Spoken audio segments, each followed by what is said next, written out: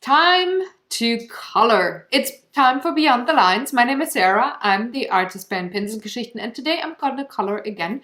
I hope you have the same book, that you maybe could work with me there.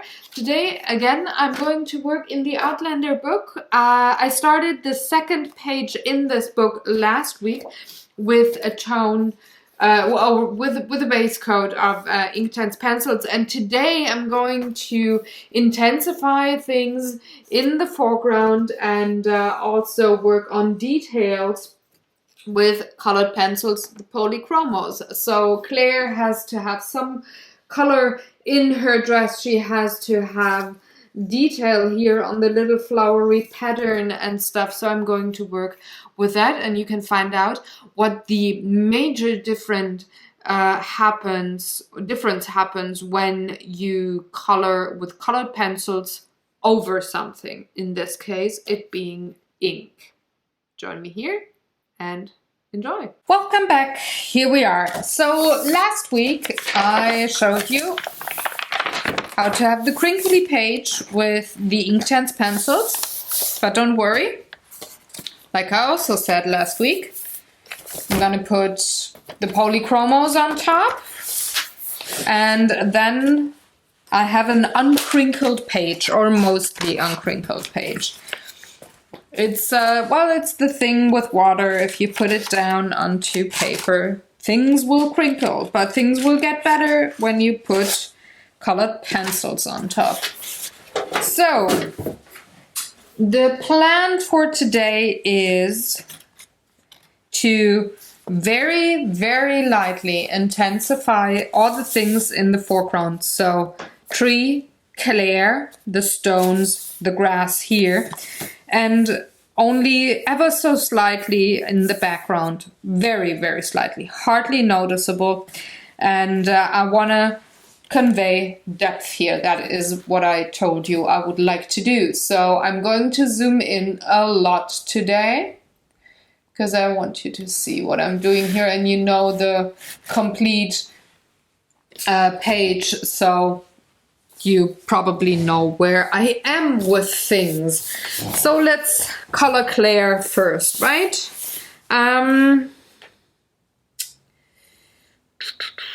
Or do I? No. Don't. Oh, yeah. Come on. Let's color her first. So, excuse me. She has quite the yellows going on. And the first thing that I want to do is intensify skin tone with her, which is quite yellowish in the tint. So I am going to use cinnamon to intensify shading. A very light hand, because by having Inktense or acrylics or watercolors or whatever underneath your colored pencil, it gives the paper so much tooth that you really have to be careful with how much pigment you will apply in the end. So I'm using a skin tone now that has a bit of red going on to counteract the yellow, but not so much that it looks pink, you know. And I'm just going around the whole thing in the shadow area.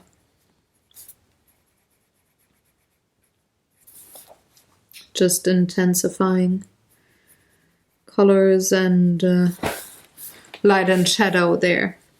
And I'm also going to use this color for the lips, but I'm being a bit more intense there with the application because I didn't have Inktense underneath. So no tooth there. All right. Tiny bit at the bridge of the nose.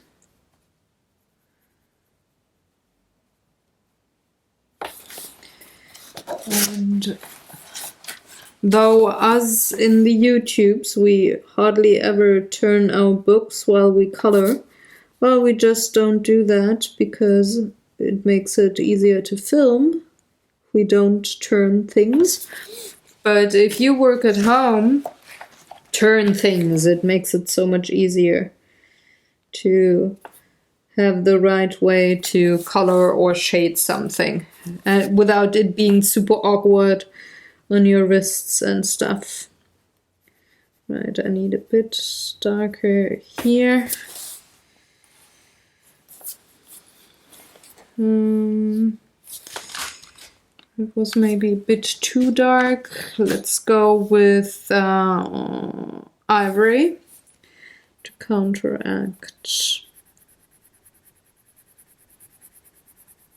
I'm not introducing the flash skin tone here because she has quite the yellow underpainting, and the flesh tone would really unbalance the whole thing.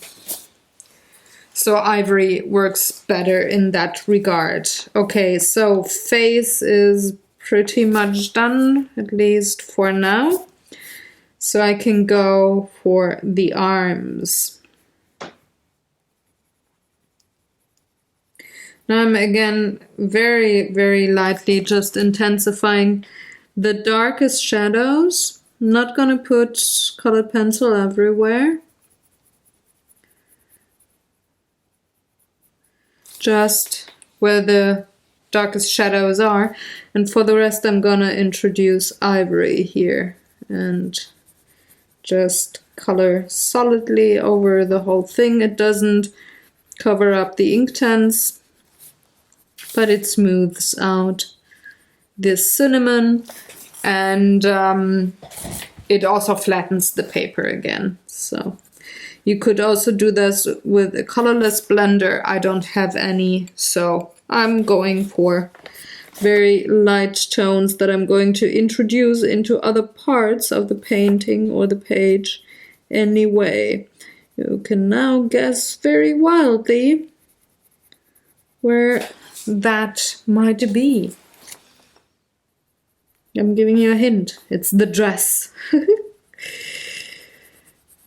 Alright. And that's the arm. And I'm not in frame. Oh gosh. Sorry, folks. Hold it, hold it, hold it. Ha. Arm. Oh, gotta check the camera. Alright. To move the book way more, let's move to the legs to make sure that everything is in frame. Sorry about that. I'm again going for the shaded parts already to put down the cinnamon very, very lightly. Then I'm going to blend it out with the ivory. Could need a bit more cinnamon.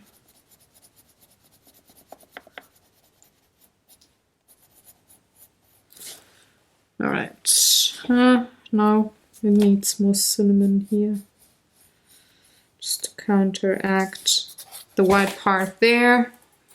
And if you're not sure if you have the right color value, or if you hit all the spots where the darks should be or the lights should be, if you squint your eyes, you can distinguish light from dark better, because it takes out all the other information that your eyes see when you're not squinting or crossing your eyes.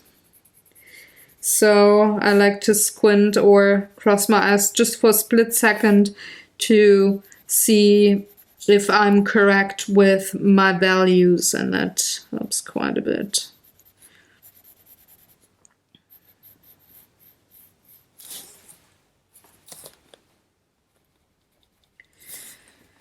Because when you squint, somewhat or somehow the information of all the different color tones that you see is interrupted towards the brain, and then you just see light and dark, and you can assess if the placement is correct or not. All right, legs done. And now I want to color Claire's hair. So I have dark brown and a mustard tone for her because she has light brown hair. Now what I will add here is a bit of brown ochre. And the trusty sepia, which is my favorite, or you could, actually I like Van Dyke brown a bit more, but I only have the light Van Dyke brown, not the dark one. So I'm gonna leave Van Dyke out and just go for sepia.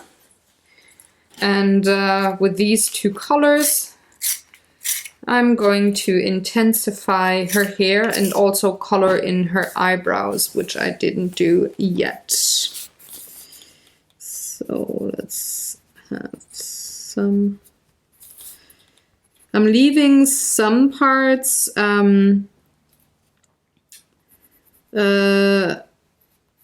uncolored by the polychromos because I want the mustard to look through.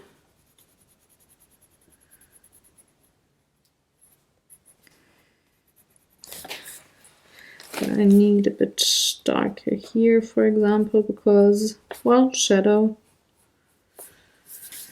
And the light again comes from the upper right hand side, like it did with the last page that I did in this particular book. Just going over the line work with the sepia pencil. And that is almost enough there. Maybe a tiny bit darker here underneath the rim.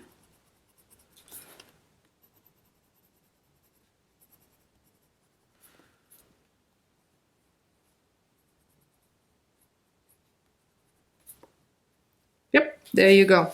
All right, now I need to introduce a tiny bit of light brown underneath the head. I hadn't done that with the mustard.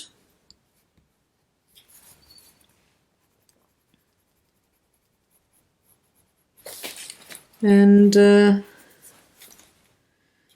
I'm going rather solid with the sepia around those parts that I haven't colored yet. And also a tiny bit where I already colored, particularly here, where there's the real big shadow going on. All right, to turn it a bit, otherwise it's uncomfortable for my hand. What am I gonna do next? I'm gonna do the eyebrows first, and I decided to give her the darker eyebrows, not the light brown ones, but the dark ones.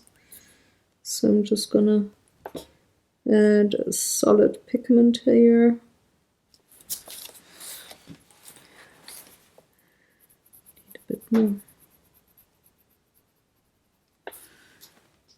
All right, I'm going to use the same pigment, so the same color, for the shading on her lips. It just makes it more natural if you use the same pigments over and over again. And that part is too tiny to distinguish if it's a dark red and a light red, or if it's, oh gosh, my voice, a skin tone and a brown. You can't really distinguish. I'm going to also color her eyes. She has whiskey eyes, so a light brown or a yellowish brown, but again, shadow and too tiny to having to, well, I don't need to have that distinction there. I'm just going to intensify the color at the rim of her head.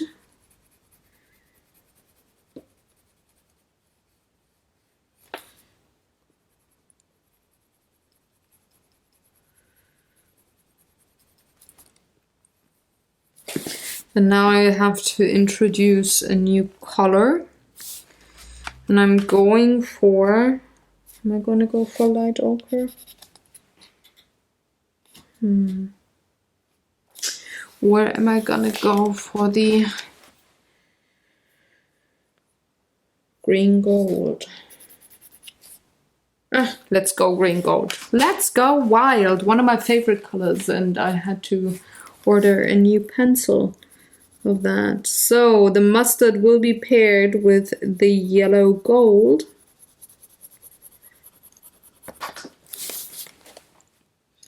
I'm going over the whole thing with the lightest touch.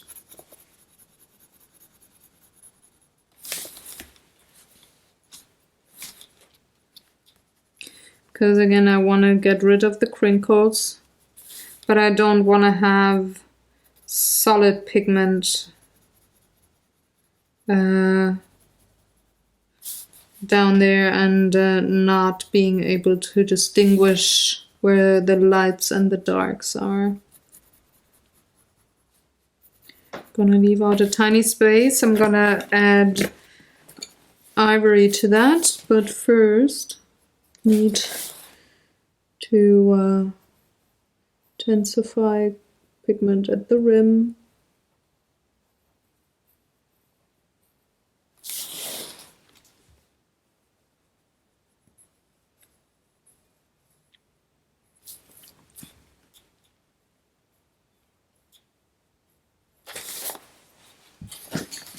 Where's the ivory? There it is.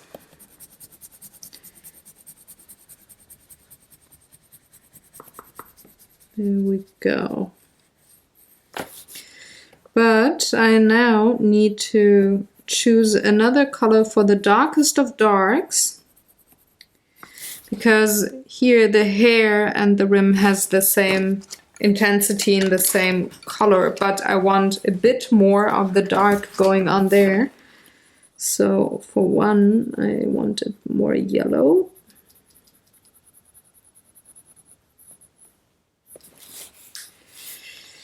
And then to intensify color here. And then I have to, I don't want it as ivory as it is, and just very, very lightly add the tiniest touch of yellow. I don't want to lose the ivory and that light spot, but I still want the yellow tint there. So there we go. Now I have to choose the darkest color, and what I like to do is to use my second favorite color when it comes to shading. So one is a brown tone, another one is a blue tone. In this case, it's dark indigo. And I do like those two tones, so the sepia and the dark indigo most for shading, and I will use them anytime before I use black for shading. Just my preference.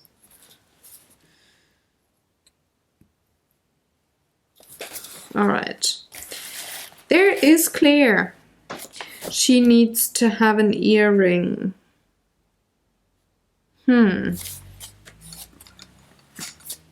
Doesn't say in the book, but I'm gonna give it an ivory, and I will color that gold later with a glitter pen or a gel pen, because she's wearing a golden wedding ring, and I figure she's stylish enough to match the metals that she's gonna wear.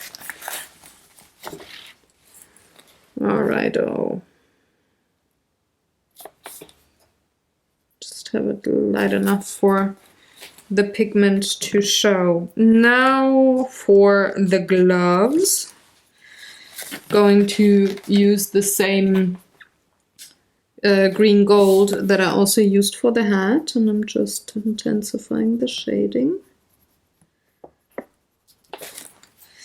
And I'm taking ivory to go over the parts that have no pigment or hardly any pigment. Same goes for the other glove down here.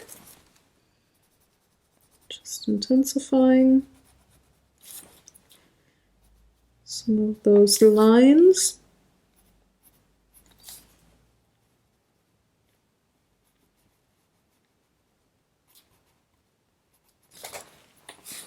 And then going on top with ivory to smooth out things and have a solid coverage.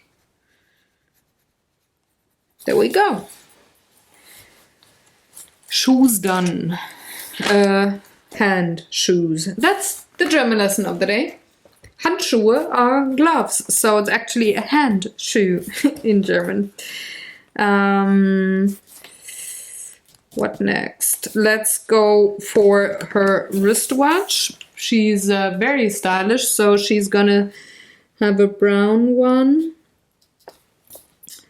That is the same brown I also used for the hair. It's the brown ochre. I'm just gonna add a tiniest bit of sepia towards the edges just to increase the feeling of a round surface there. Just a tiny bit. All right, enough for that.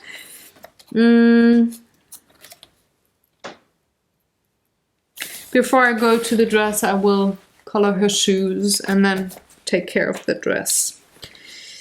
Now, I will probably not need the ivory, but I will need the brown ochre, sepia, and yellow gold. I'm gonna start with the yellow gold. So a tiny bit. And then the brown ochre on the shaded parts.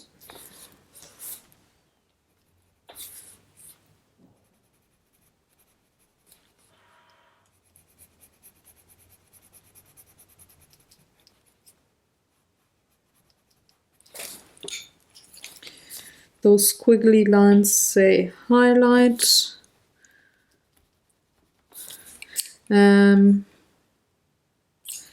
Got to color the heel. So, and underneath she has a solid dark brown. Okay.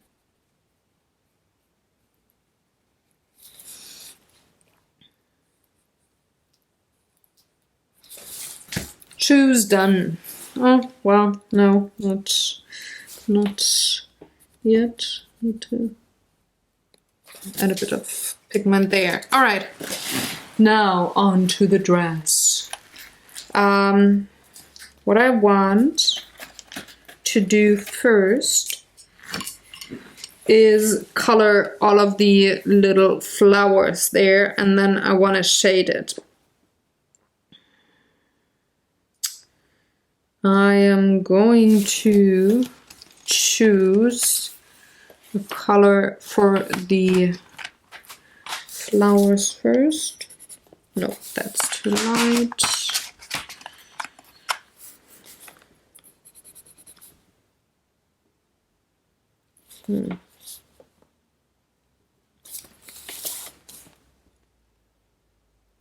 No, I'm not gonna introduce a new color. I'm going to choose the golden green for the little flowers here, and then I'm gonna use the brown ochre for shading, intensifying that. And I'm just pretty much squiggle dotting all of those tiny flowers here. I'm doing that before I shade, because then I can shade on top of those flowers and it will be very consistent. If you'd have it the other way around, you would have had a perfectly shaded dress, but it would look off because you're not shading the flowers then. You have to shade those flowers as well. They're, yes, a print on a dress, but that part of the dress also changes color when you have it in light or shadow. So to have that consistent, and it's way easier. I mean, you could shade the dress, then add the flower color, and then shade those again. But I find it way easier to just go for the pattern first and then shade everything consistently. Saves you one step.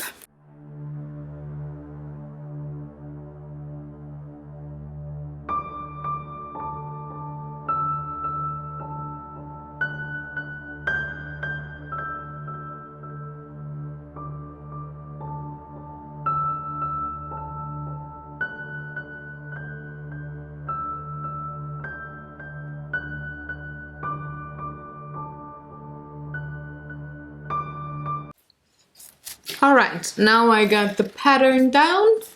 Then I can start shading again, like I said before. I'm going to use mainly the brown ochre. If I need, I will add a tiny bit of sepia brown, but I try not to, because that would make for very harsh lines there. I'm just going about it like I did with the Inktense before.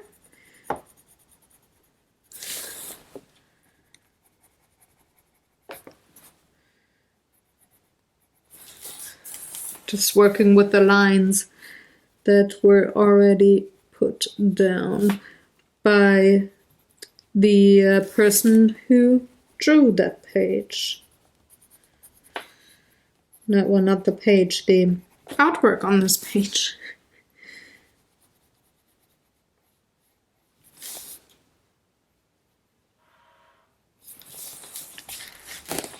And you don't really need much if you want to have a cotton dress or a white dress, but still you need to put down some pigment there. Because again, even the white in shadow is not white. It's actually depending on the surroundings, what color it is. Sometimes it has more of a bluish tint. Sometimes it's more of a brown tint. But white in shadow is never white. And Claire's dress here has a brown tone, a yellowish brown tone, because of the pattern that is on the dress, and then the color is cream. The cotton is cream colored, or off-white, so that has more of a yellowish tint to it as well. So naturally, if you shade it or have it in shadow, it would look more brown than blue when it comes to the tint of the white, which means I can have a tiny bit of scribbly things of ivory added. Just go over the sections that I have shaded already very, very lightly. Again, very light hand. I'm just adding that pigment here to make sure that later when I apply the pastels that it doesn't go to this part of the page. It keeps off of the oily part of the polychromos, or it would peel off the waxy part of any other colored pencil that is not oil based, you know.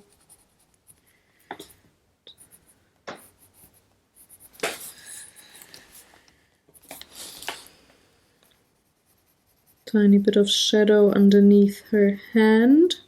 She was a classy lady, wearing gloves.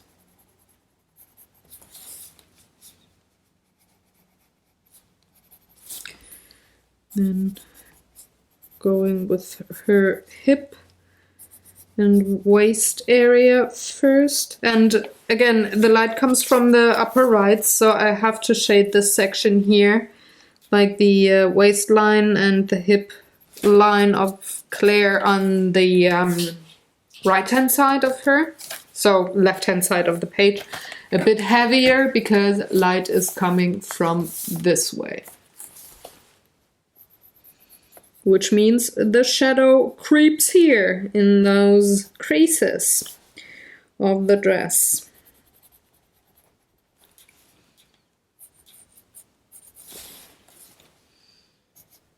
But I have to make sure that I don't go too dark, because there's nothing there that would make this area be like the hat here with the dark sepia, because light also comes from the other side, but not as much because the sun comes from the right hand side of the book page.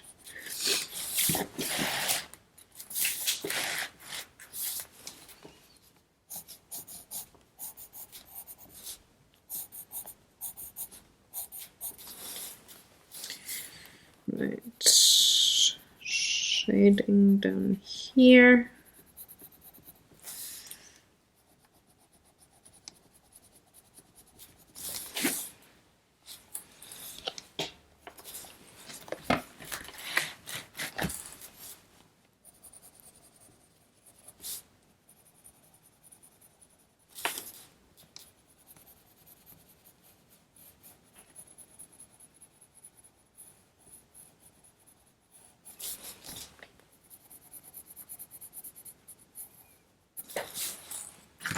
All right, gonna apply the ivory to the skirt. Very, very light hand, just to make sure that any pastel flakes won't hang on this part of the page later on. And then I will zoom out a bit, because then we go to the surroundings of Claire, and I need to be able to see a bit more. Oh, no, well, no, I'm gonna just saw that I don't have any shadow underneath her feet. I will add that once I get to the surroundings, which is in half a second now. All right, I'm gonna zoom out a bit, folks. Hold on. There we are. So this is Claire now. Let me just tiny bit of zoom in. That's enough, I hope, at least. So Claire is done.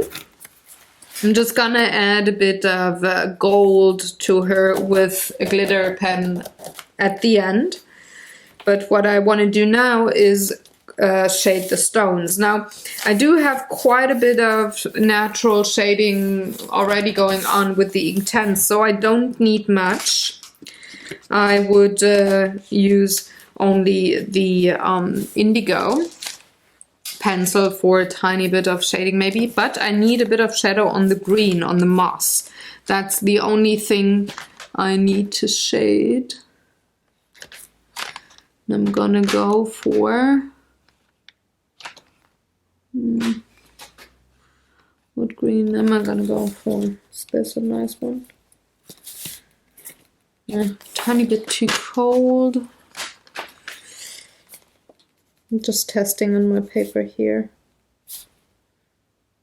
Not the greatest either.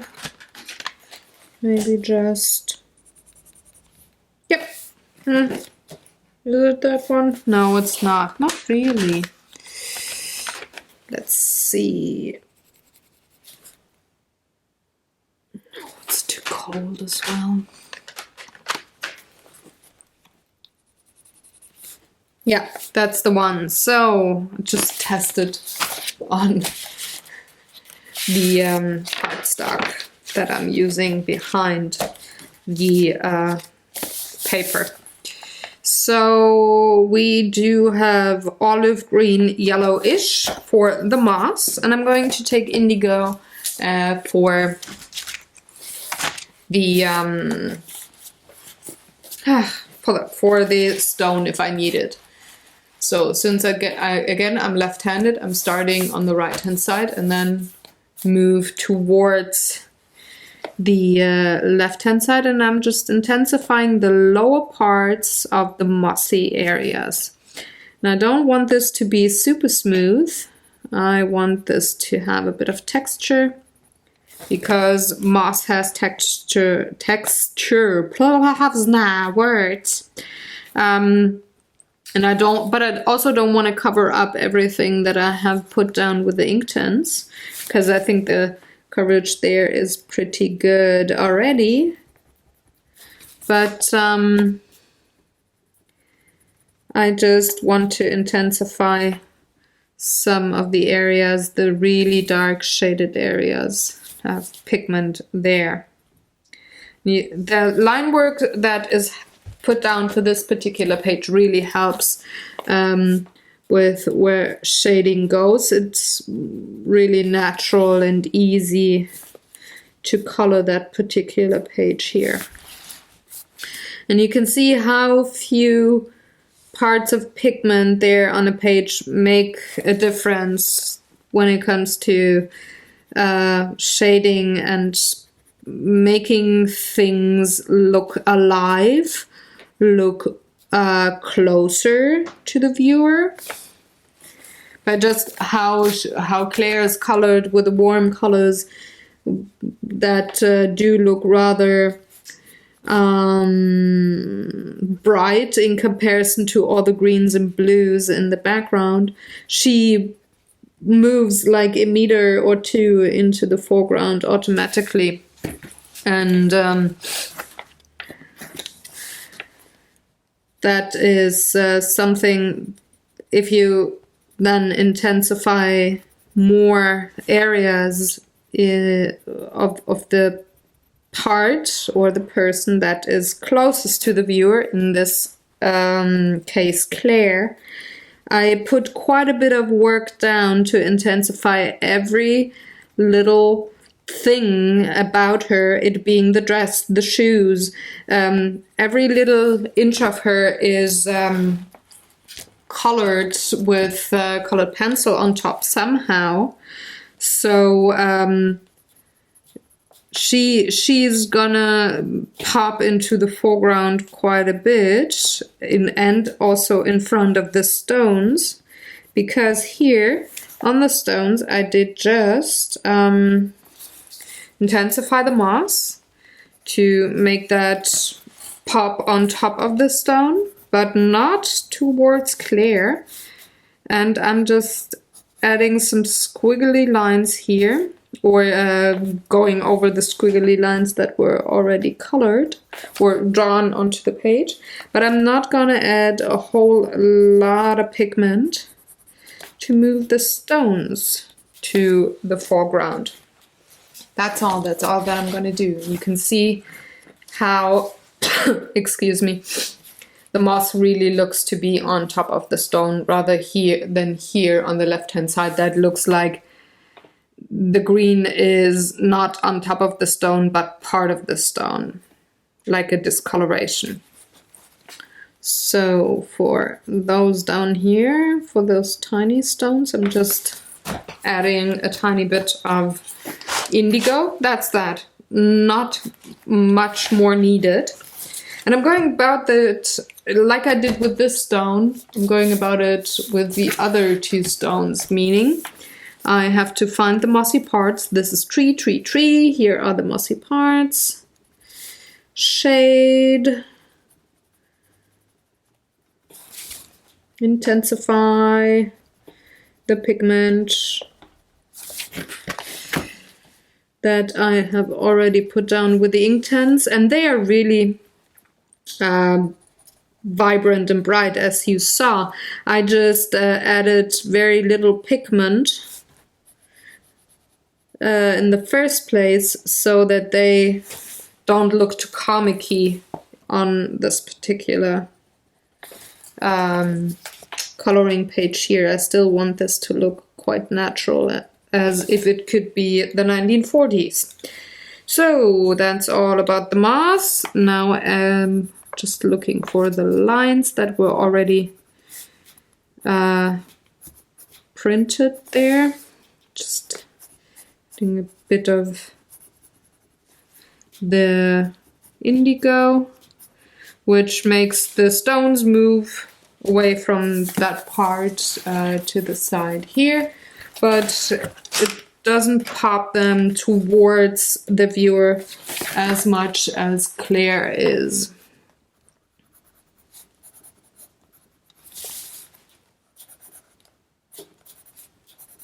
Also, I need some space with my line work to color in the grass blades later or in a minute.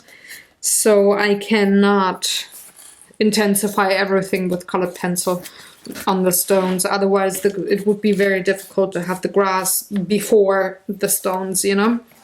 And I'm going about it the same way for the last stone, adding shading and more dark pigment for the moss. It is really rather simple once you get the hang of it. You don't even have to think about, okay, where do I want to color what now and how can I achieve things. It comes quite naturally at one point. Your brain recognizes where goes what, and you just pretty much start executing. And it's also fairly easy. You just have to learn first how light and shadow works. So have a bit of a physics lesson, and then have a bit of a chemistry lesson to find out what certain colors do. It's not as obvious with colored pencils, but especially watercolors, acrylics, or oils, you can really find huge differences between certain tones of color because a certain mineral or whatever is used, and then you have to remember if certain pigments are mostly transparent or not when it comes to painting or coloring with certain media. It's not as problematic with other media. Like I said, for example, colored pencil, that is fairly straightforward. Same goes for alcohol markers or Tombow markers. But with other media that you might also use in your coloring book pages, well, you gotta make sure that you always have the pigments you want, it either being the transparent ones or not. So red and yellow, for example, and purple are usually not opaque, but you have to have several layers for them to cover.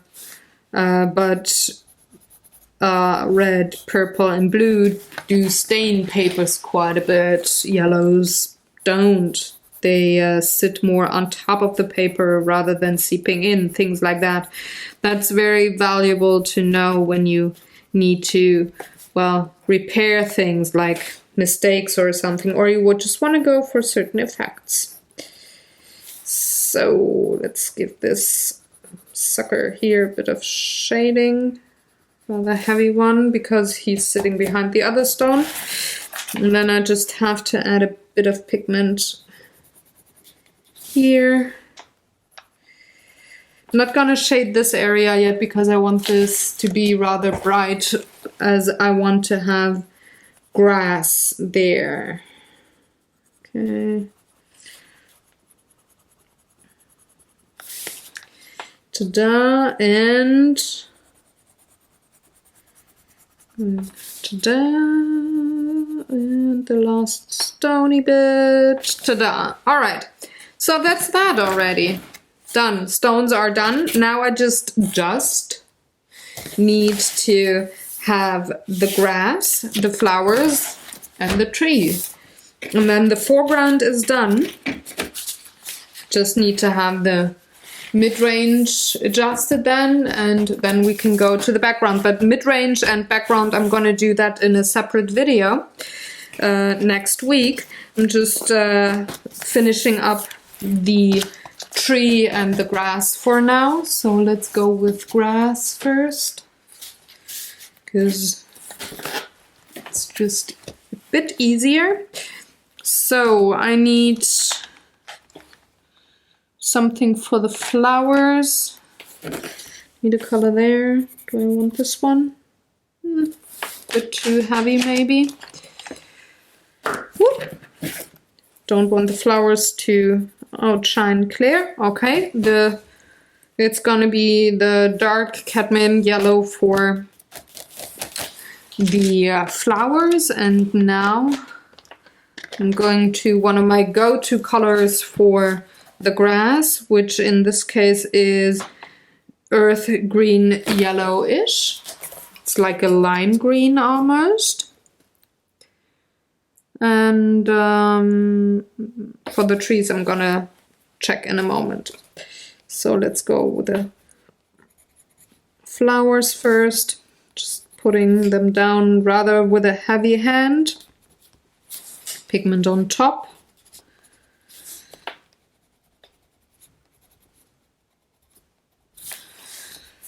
And I'm not gonna use paint thinner to blend anything with this particular page here. I'm just having it raw. That was the yellow. Now, oh, I need to sharpen my pencil a bit. Now I'm heavy hand, adding pigment in the direction that the ink was put down already, just to have texture with grass. And now I know, now you know what I meant with I need enough space to put the grass on top and not have the lower parts of the standing stones be shaded too heavy that I cannot put any pigment on top and have it at least partially visible. Also, I'm going very lightly here. Okay.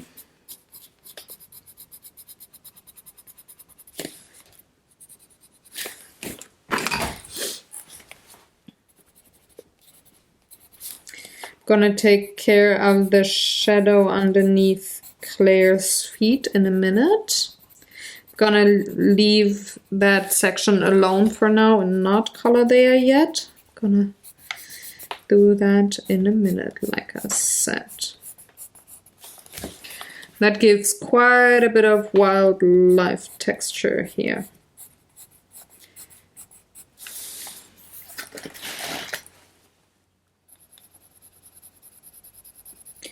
Going to blend a few things just to not have it look like, I don't know, children's coloring page. I want those streaky lines, but the lower you go with the closer to earth with those grass blades, the more it becomes just a mass and not lines that are recognizable like strings or anything. Okay. So let's do that here as well. And again, I'm using a rather heavy hand and putting down pigment all at once.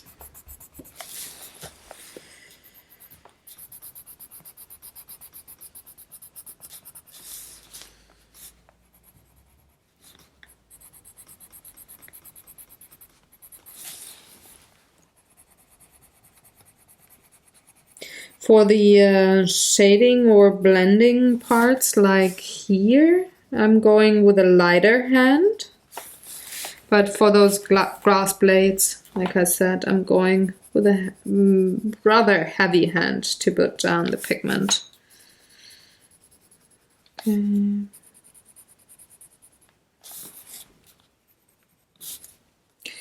Now, Clear is gonna shade the grass as well. Well, there's a shadow from this stone and of course from her underneath her feet. So I'm going to use the same almost lime green yellow, earth yellowish, and I'm just very, very lightly gonna shade underneath her feet, where her skirt swings with the dress.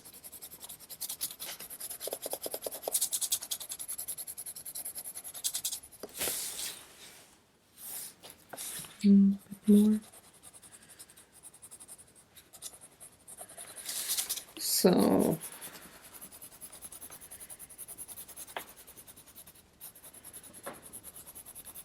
this shadow is the proof that Claire is not a ghost, though in that universe there definitely are sometimes ghosts. At least one that we have to know at one point in that epic saga what happened there. I'm not gonna take anything away from anybody who wants to read the book still. Books. There's more than one now. Alrighto. Grass shaded, underneath Claire shaded, check, check, check. Now on to the tree, and then I'm gonna call it a day on this particular page here.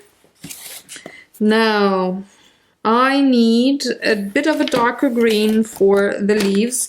I'm going to use the sepia for the brown on the branches, but I need a darker green. What green am I gonna use? Maybe like a hooker's green or chrome oxide.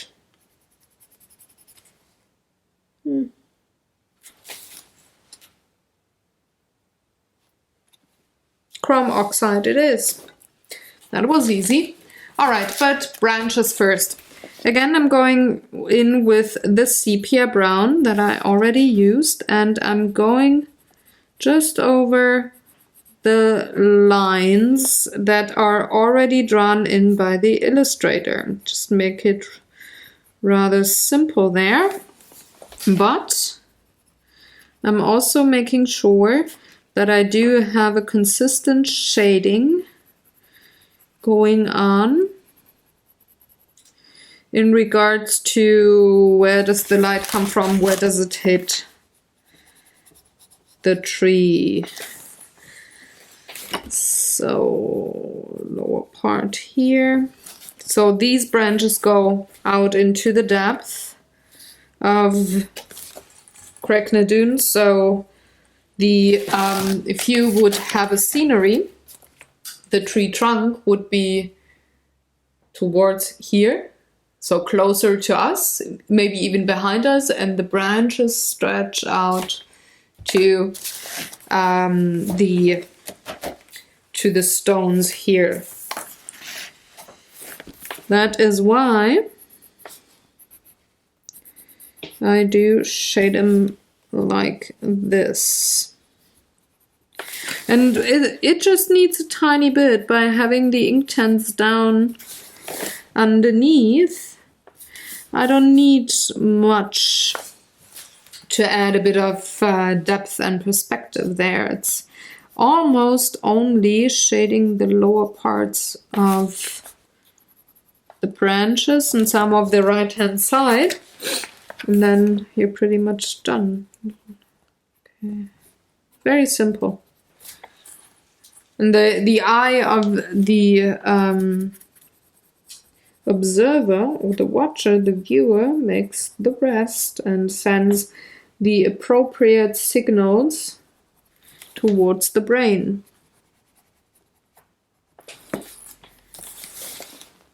To make this piece look consistent, you know, and shade it correctly. And I don't mind going out of the lines because, again, I have the painterly style going on. And that means, particularly for the background, I don't need to be within the lines, like to the millimeter there. So that's enough for the branches. Tiny bit of shading going on for the leaves. In there, I stay with the darker color towards the branches, and then the farther away from the branches the leaves are, the less I shade them, or I just leave them unshaded. Just make that look a bit lighter.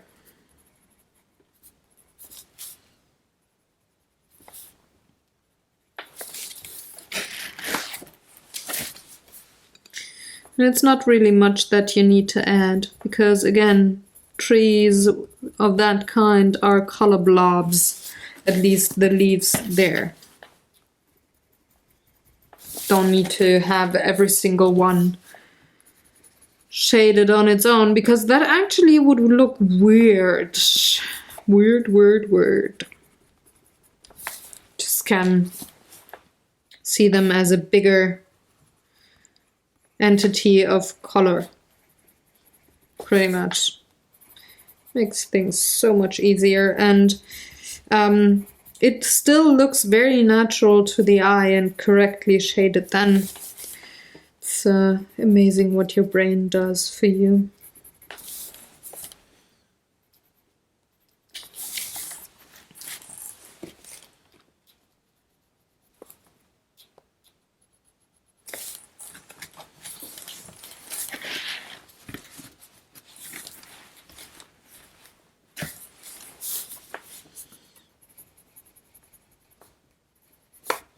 And I'm going in circles to not have any wild lines show up, because again, the Inktense gave the paper quite a bit of tooth. And by going in circles, I don't have any weird lines that I then have to blend out and well, shape and stuff. I can have the lines where I need it, like for example for the tree branches is actually, the lines did actually work to my advantage, but it would very likely not work to my advantage with the leaves here. So there, circles, medium heavy hand, putting down pigment. Very simple. This is how fast, in comparison to other things, how fast and how uncomplicated you create a whole scene with color. And you don't need to have every color in the book as well. You saw that I had a very limited palette with the Inktense, and I'm staying with the same color tones now with the polychromos. So you don't need to have every color in the book to show somebody that there's quite a bit of distance between, let's say, foreground and background in your piece of art there. Just you need to have the right pigment to make it work for you. Right, coloring the leaves. That's that. I want to add a tiny bit more shadow underneath the shoes of Claire, so I'm using the same green that I had on the tree for the close shadow around Claire's shoes, but not a lot, just a tiny bit. All right. That is enough. So now I'm gonna zoom out so that you see the work that we did today. Hold on. There you go. this is it completed. The whole foreground is completed. She has way warmer colors than the tree and the stones, so she moves into the foreground a bit more. And next up is the background. Next week I'm gonna finish this coloring book page here with you guys. I'm gonna show you how to have the background done and the midsection here. It's like 4 layers, 1, 2, 3, 4, like background, midground, midground, foreground, you know. I'm gonna show you how to separate that part and not have it move towards these 2 layers here too much. But for now, that's that. I hope you enjoyed watching along. Maybe you found something inspirational, something interesting that helps you out when you color or draw or color or paint. It's the same principle for all the different kinds of artwork that you can do in the realms of painting and drawing. And it's the same principle. So I hope you took something from this coloring of me for now. I'm gonna see you next week. On Thursday, we're gonna finish this particular video. Coloring page. I hope you enjoyed watching along. Give me a thumbs up or share this video with a friend if you feel so inclined. It really helps. And if you're new to the channel, well, for one, welcome, and second, subscribe and come back. There's lots of different kinds of art videos that I do put out throughout the week, as well as a vlog and a board game video podcast every week. So join me there. You're very welcome to stay at my channel. Everybody have a lovely day. I will see you very soon on this channel. Have fun. Bye bye.